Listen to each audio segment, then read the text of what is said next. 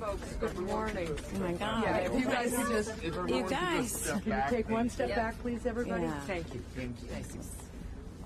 So, good morning. I'm obviously excited to have been reelected to the United States Senate and really look forward to continuing to work with the people of New Hampshire to get things done and move our state and our country forward. I'm happy to take your questions. Senator, if last night was supposed to be a referendum on how Democrats handled the economy, you handily won. Does that mean that nothing needs to change for how Democrats are addressing inflation? Was this a stamp of approval for the president's economic policies? Look, I think what the results here in New Hampshire reflected is that people in New Hampshire want folks who will work together and use common sense and solve problems together and find a way to move forward.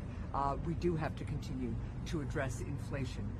There are a number of different factors that drive inflation, and we have worked to pass laws that will help us begin to bring inflation down. Meanwhile, we have to help people with their costs.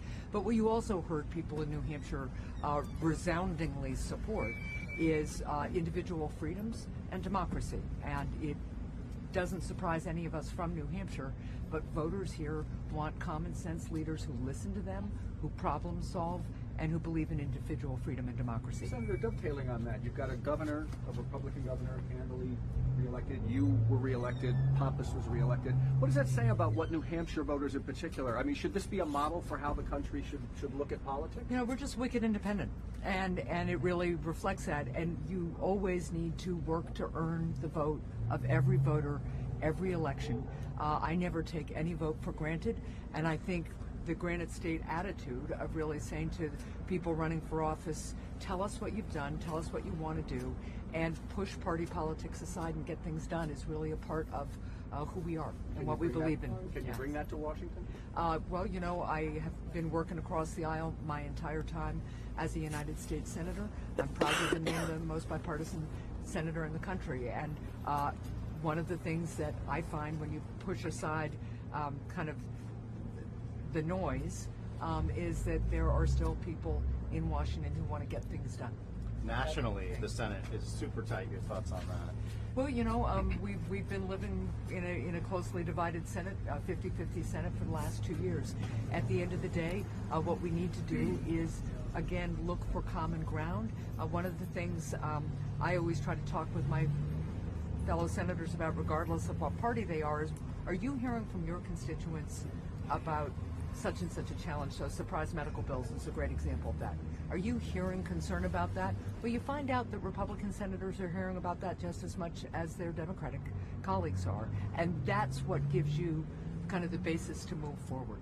And I think, you know, the infrastructure bill, the CHIPS and Science Act, things like the surprise medical bill, the work we did for veterans.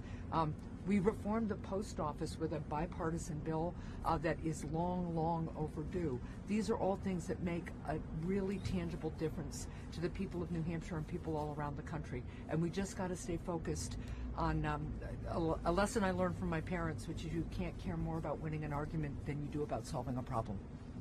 President Biden was making a number of phone calls to winners. Have you had the chance to talk with him yet? I did have a chance to talk with him. And what was your conversation about? You know, just wanting to continue to do the work that'll make a difference in people's lives. We talked about lowering costs and things we can do. For instance, right now on home heating fuel in New Hampshire, we've gotten about a 30% increase in home heating assistance. That's a bipartisan effort that I led.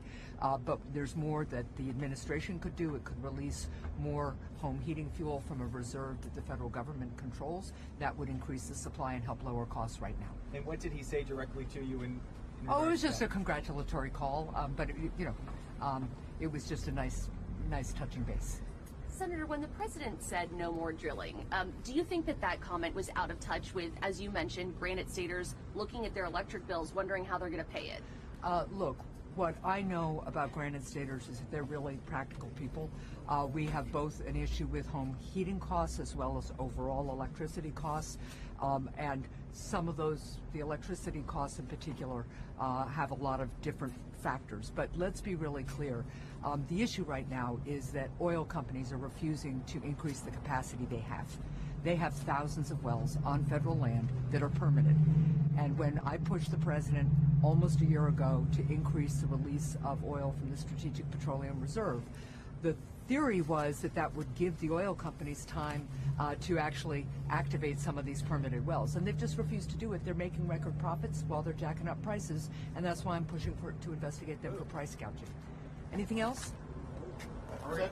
Yeah. Oh, wait. I'm glad I'm here. One thing I heard from voters this cycle is that there's all these stimulus bills coming, but none of the money seems to be coming to Manchester. How will you work with state and local leaders to make sure that funding is directed? Well, so Manchester just got $44 million for the biofab cluster, which includes job training, includes housing money, and I'm happy to follow up more with you. But Manchester has been receiving critical supports and funding, and will continue to push to do that. Thanks. Do you expect the last night's results to improve the working relationship between the delegation and the governor? I mean, he likes to say that you all should be fired. Do you think that the voters, having elected all of you, is going to improve that? Our job is to follow the example of Granite Staters, and I hope very much to continue to work with the governor.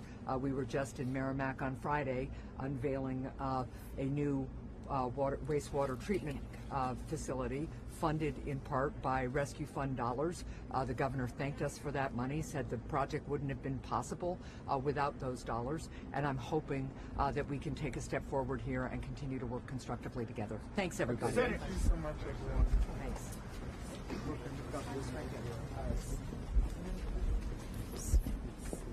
We're here.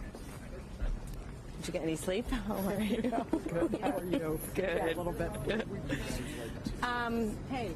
Yeah. Jeff, you tell me.